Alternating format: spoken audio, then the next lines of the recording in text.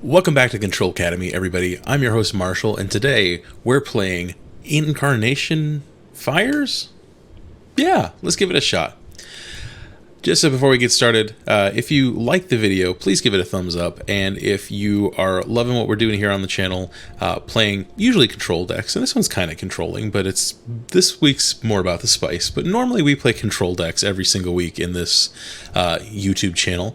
And so if that's the sort of community you want to be part of, give it a subscription. I am really excited, actually, in channel news. We have hit the 4,000 watch hour threshold for the channel to become part of the partner program, which, you know, for me is how I can end up monetizing the videos, but more importantly is like how I can end up, you know, spending more time on these videos, especially in like the past like a couple weeks. It's been difficult to allocate time to YouTube, and that's been like I've felt that gap in my life, but knowing that y'all are still watching the videos and really enjoying them makes it a lot easier. So we have the 4,000 watch hours, which is incredible. The fact that people have cumulatively spent that much time watching my videos is really humbling, and thank you so much. And at this time that I'm recording this, I'm at like 545 subscribers. I need to hit 1,000 to get into the partner program, and after that I'll shut up about subscribers. I don't mean to grub about it. I am mostly just trying to hit that goal before the end of the year. But yeah, so anyway, if you wouldn't mind supporting a new content creator, hit the button to subscribe down below. It means a lot to me.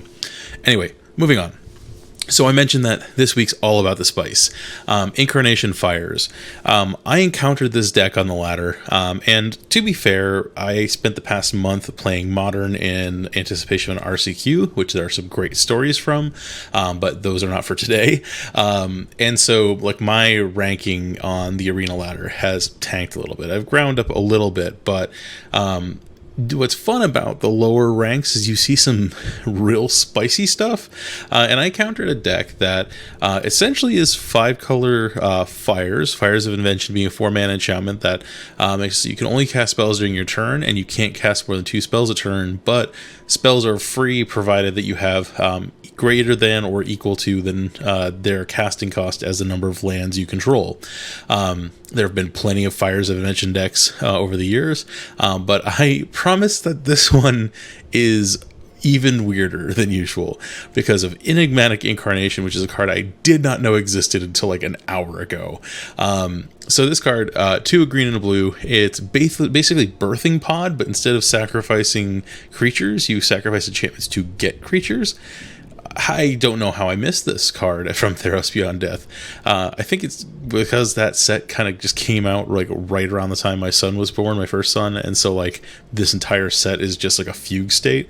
But anyway, so the way it ends up working is that at the end of your turn, you can sacrifice an enchantment that is not an Enigmatic Incarnation. So you can't sacrifice it to its own effect, but if you sacrifice another enchantment to its effect, you can search your library for a creature with a mana value equal to 1 plus the sacrifice enchantment's mana value and put it directly onto the battlefield. So you can move up the chain going from enchantment to creature. So it's not quite as busted as Pod because you can't just literally walk up the chain from creature to creature to creature to creature, but you can still do some pretty wacky stuff with this. It is Yorion deck, and there's some, fringe benefits to that you'll see as we go through this. And rather than go through every card independently, I've kind of generally separated it into categories. So I put off our 2 sort of key engine cards off to the side here. We've got Portable Hole, which is kind of just like a random artifact. It feels super out of place in the sense that it doesn't, you can't tutor for it, you can't sacrifice it to Enigmatic Incarnation, but it's just a good 1 mana removal spell, and so it's there in the deck. And so, I think it's fine enough there, but it kind of sits on its own. In this column here, these are our enchantments that do things, but importantly are the things we sacrifice to Enigmatic Incarnation. So the one of Rest in Peace happens to hose things like Greasefang. The Omen of the Forge is a way to just shock any target, and that's pretty cool. Urban Utopia fixes mana. Fable is good, Circle of Confinement is good, but most importantly is that the 2 mana enchantments let you get 3-drop creatures, and the 3 mana enchantments lets you get 4-drop creatures, of which there is 1. And then I guess it's worth noting that if you have spare copies of these 4-drop enchantments, you can walk your way up to the 5-drop creatures, but that's a little bit less common. And so if we move on to the next category, we have what I would call the accelerants.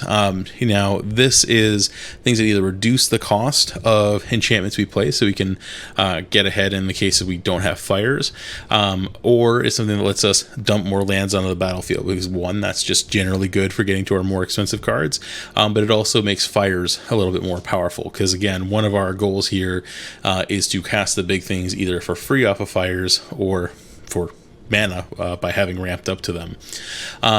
This next group over here is our sort of tutors and copy spells.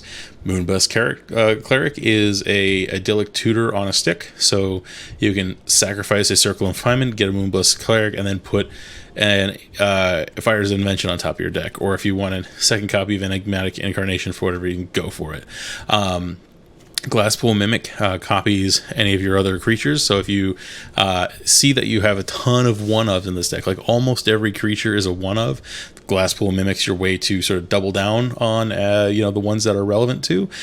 So moving on to this column, the sort of tutorable creatures, we've got Archon of Emeria, which can sort of make our opponents who want to go off with things like Phoenix or what do you want to call it? The Connive card. The Ledger Shredder can really punish them. Non-basic lands enter the battlefield tapped, so it punishes the greedy mana bases. Gotta love it. Then we've got things that remove various things, so those 3. Yasharn is in here to punish the Rakdos Sacrifice deck, which you can't sacrifice when your Yasharn's on the battlefield, and so that's not so bad. And then Tolsimir ends up being kind of a removal spell too, in that he comes in, the wolf gets to fight something, you gain some life, and if you blink him, you get to keep doing that, and so it's pretty good. And then the last category over here is our bombs. So we've got a backup Yorion, and then we've got a Scarab God and a Kenrith. Now what's important about these bombs is that when it comes to Scarab God and Kenrith, they both have activated abilities. So once Fires is on the battlefield, we can use that mana for the activated abilities while our Fires lets us cast things for free. So with Scarab God, we can take creatures from either player's graveyard and just turn them into 4/4s. And given that we have a lot of really great ETB effects in this deck, it is not hard to really go nuts on what you can bring back. Kenrith is just this sort of general toolbox in 5-color Fires, because 1 mana lets everything attack right away. You can buff things, gain life, draw cards. You can even reanimate things with Kenrith as well. Not a lot to complain about with Kenrith over here. And so the only thing, I kind of wish there was room for a Panharmonicon in this deck just to say it's there, but it's not. And so, actually, I don't even know if Panharmonicon... Oh, yeah, Panharmonicon is on Arena. That's right. I was going to say, wasn't sure if it was or not, but it is. But yeah, it would be too hard to fit in here. It would be way too much of a win more. The mana base is a total cluster, but it works. So we've got a couple basics just to respect things like Cleansing Wildfires, to respect Field of Ruins. We have lots of non-basic lands, so you have to with that. And then there's plenty of Triomes, which in the late game you can cycle, which is not irrelevant. And then we've got pretty much every kind of duel we can set up in such a configuration that hopefully we don't have to lose a ton of life. There is a sideboard here. I'm going to play this best of one, mostly just because I don't have a ton of experience with the deck, and given how out of left field it is. I don't anticipate spending a ton of time working on it, but if you are interested in the sideboard, this is what the original user had. So like I said, I played against this on ladder, and so I captured a lot of the cards using what do you want to call it? Untap.gg. And then the user that was playing it was the username was Wandering Murloc. And so Wandering Murloc, I don't know if this is your deck or if somebody else had grabbed it before I did, but hey, either way, some amount of credit is due because you inspired me to build and play this. Again, it's not really a control deck. It has removal spells in the form of creatures, but indulge me in this one, guys. I know this is a Control Academy, but this one just seems fun, and I want to have some fun every so often. So yeah, like I said, indulge me, please. Anyway, like I said, if you like the video, please drop a thumbs up. If you like the channel and you want to support, again, a newish content creator, please subscribe or consider subscribing. And with that, let's go ahead and watch some games. All right, first up is Little Doof. Good luck, Little Doof. We're on the draw. We've got an Incarnation, which is a good start, and Fires. Like, this is not an aggressively good hand, but it's probably playable. If you draw 4th land and our opponent doesn't do anything, we could win. Let's give it a shot. Alright, well, our opponent is definitely going to be doing things, so there goes that plan.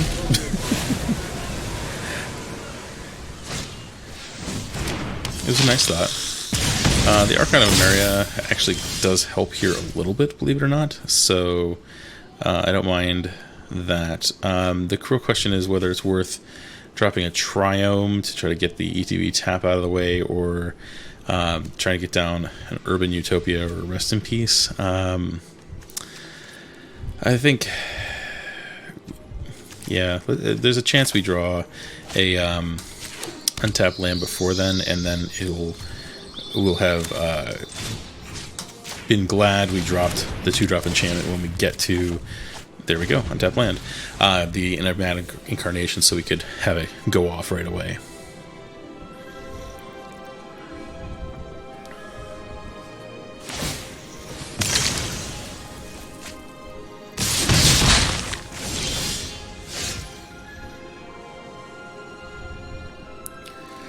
All right. Well, our opponent is stuck on 1 land, which I will not complain about, at least not right now.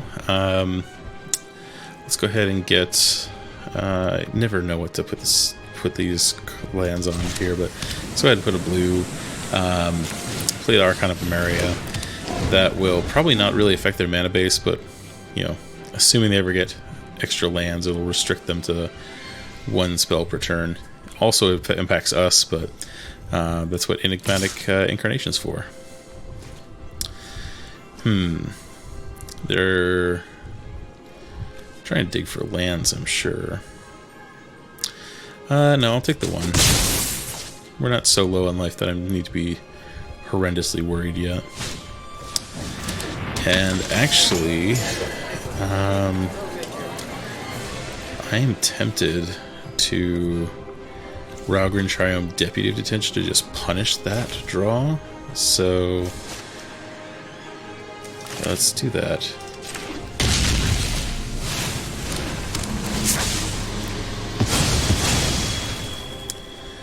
And no attacks. Just in case they draw land and lightning strike one of our creatures, I just don't want to be worried about it. And then, depending on what happens, Glasspool Mimic can become a second one. I like this plan also in the sense that, you didn't have to shock in a Temple Garden unnecessarily. Okay, the Archon is doing work.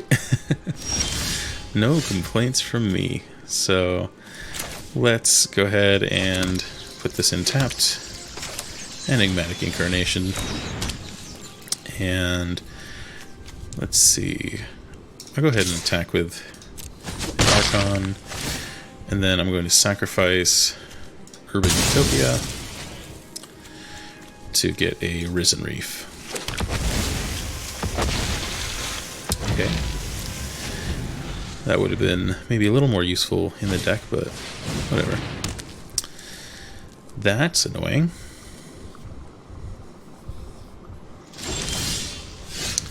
So the Archon does affect us, which is a little annoying.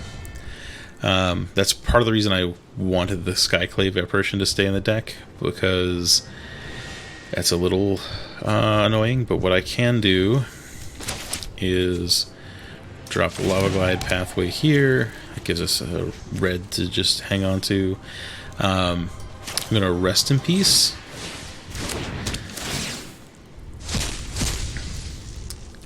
Go to combat, Archon,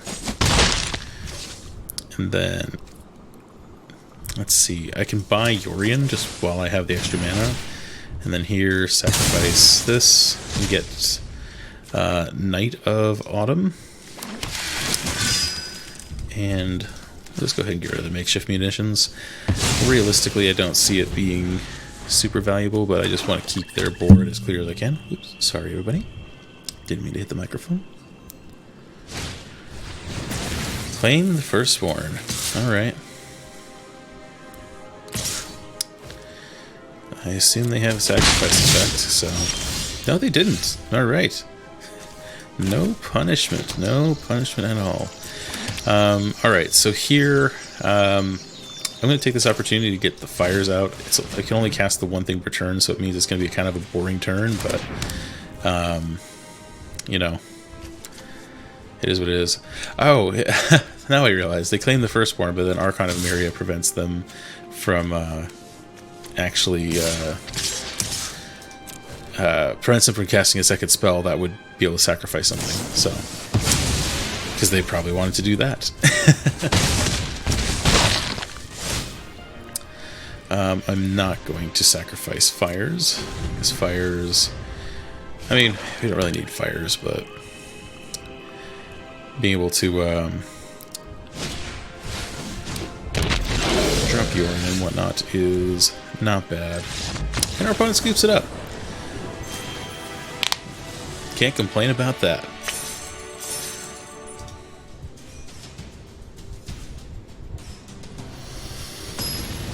Alright. Next up is Rice Fury. Good luck, Rice Fury. Alright, our opponent is on the play. I mean, this is at least enough to get us started. YOLO.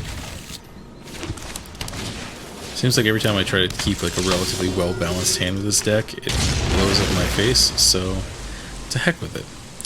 I'm keeping a hand that just says, I got combos, deal with it. And it looks like that might actually pay off. No complaints so far. Let's go ahead and put this on white, and then let's go ahead and nuke the speaker. If we draw a white source, then we can have Skyclave Apparition available to us, but otherwise we're taking a turn off before Fires Enigmatic. Inspiring Overseer. Okay.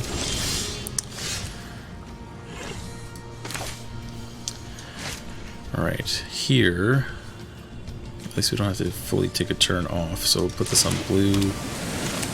Risen Reef. Take that. That is very solid, actually.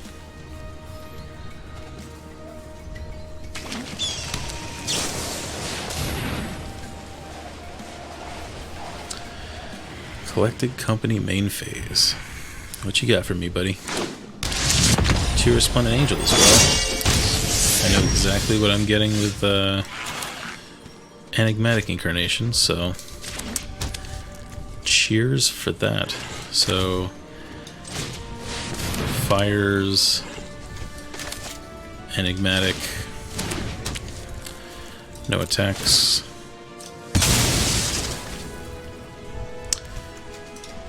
Deputy. And just grab roll. Ain't no thing. And what's nice next turn is we can buy Yorion and play both Yorion and Kenrith. Moonblast Cleric is not awful, but this is not its time. So it's Yorion for 0. In this case, I'll just blink the Risen Reef. The Deputy blinking is not valuable. Don't forget to do this. And then I will Kenrith 0. All creatures gain trample and haste. Go to combat. And let's start chunking in for some damage.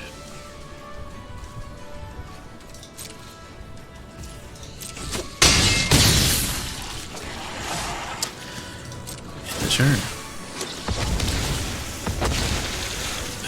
Yasharn, alright. And I'm not going to sacrifice fires. I love fires.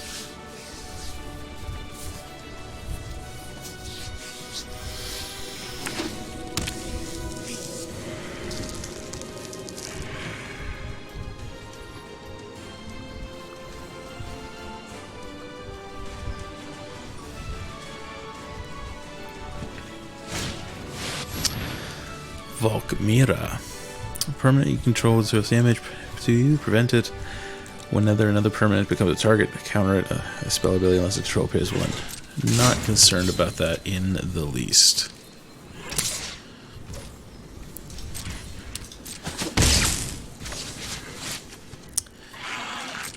Not at all. So, let's see. Let's first Yasharn.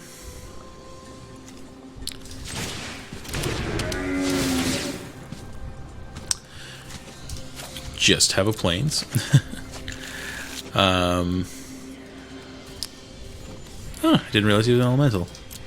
Cool. And that's enough. Our opponent sees the writing on the wall.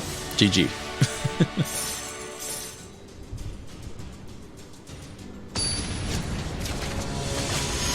Alright, next up is Lyra Starborn.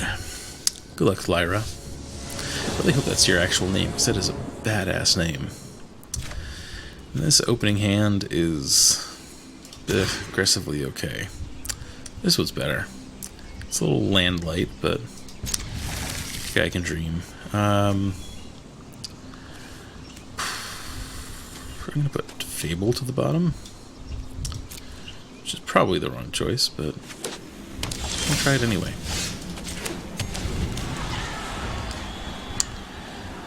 For up against blue-white control, this is going to be a tough game. Yes, sirree. It's going to be a tough game.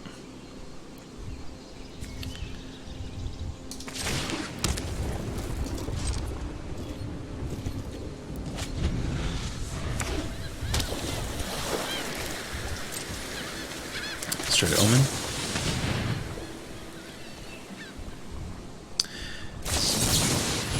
Alright.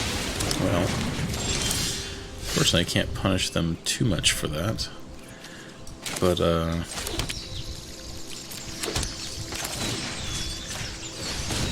hopefully they get that aggressive every turn into the future, because I would very much like to Fires Enigmatic next turn. Tap out, tap out, tap out. That was dumb. Did not need to do that. I was joking when I said tapped out. I didn't expect you to actually do it.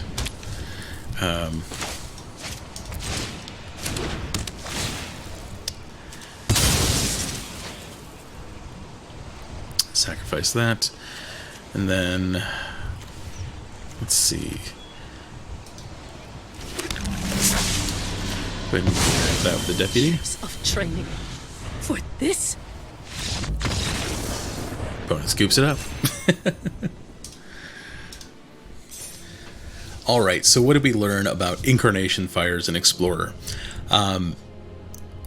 First off, this is not a competitive deck. It's not meant to be. Again, after a month of, actually more than a month of grinding Modern, I'm down in Silver, and this deck was struggling against some of the more common archetypes even down at that point. So like I wouldn't take this to a big tournament. That being said, I think it can do a lot better if you get to know the deck. Like getting a sense for what the opening hands are in a deck like this, especially with so many one-ofs and so many engine pieces, it's really important. And I definitely did not put in enough reps. I definitely did not put in enough reps with this deck to say that like I did it justice. The original author of the deck could probably have given me a million different pointers and like played things that so much better. And that's just how it goes when you just drop into kind of a crazy deck list like this. But that being said, like the lines felt pretty good. Like if you could line up an Enigmatic Incarnation and sacrifice a 2-drop enchantment and go up to one of there's no shortage of really great 3-drop creatures with ETBs in this in Explorer right now. And there's probably plenty of them that aren't even in this list. And so, like, being able to play essentially Birthing Pod in Explorer is pretty exciting, and it was a refreshing change of pace. We'll get back to our regularly scheduled Control games next week, but I think that what's missing from this deck is a lot of mass removal. So, like, the Deputy of Detention was just doing a lot of work here. So I think there needs to be multiple copies of that, because like Skyclave Apparition was good, but like the Deputy of Detention, I was just constantly being like, oh, I wish I could just copy this with a Glasspool Mimic, but then they kill it before I get the chance to do so. And honestly, the Deputy of Detention is only just so on his own. So that tells you a lot about like kind of what the deck really wants there. Like kind of what I want in a certain way is like a Massacre Girl. I don't necessarily know if that would actually like solve the problem, but like she's a 5-drop, so she'd be very hard to tutor for, but something that's going to go ahead and give -1/-1/-1s. A similar card would be like Massacre Worm, but again, that's a 6-drop, and so it's like, how much can you do there? That being said, the alternative to this that I'm literally just seeing right now is like the Meat Hook Massacre actually could slot in here reasonably well, because on the battlefield it's a 2-drop enchantment, but when you cast it, you can scale it up and kill a whole bunch of things. So I do think that some number of Meat Hook Massacre could be really helpful here. Now the flip side of that is that's going to complicate the mana base, because right now this is functionally 4-color. It's 5 in the sense that the Scarab God, if you ever cast it for what it is, you've got a black pip there, and so with the Urban Utopias, you can kind of get around there, and there's like a single black pip off of Zayator's Proving Ground, so it's not impossible to cast black cards, but you have to retool the mana base to make that happen. But I do think that that would be a really positive change to the deck. Otherwise, again, I saw this deck on the ladder and I knew I just had to play it because it just seemed nuts. It is nuts, and when it wins, you feel like you're the smartest player that's ever been alive. When you lose, you feel like you're just kind of spinning your wheels. But I think with practice, this could actually be a really powerful deck. I just don't have the bandwidth to become the perfect player with it. But anyway, that's been Incarnation Fires and Explorer. I've been your host, Marshall, here on the Control Academy. If you like the video, please give it a thumbs up. If you love what we're doing here, please subscribe to the channel. It means a lot to me. And until next week, take it easy.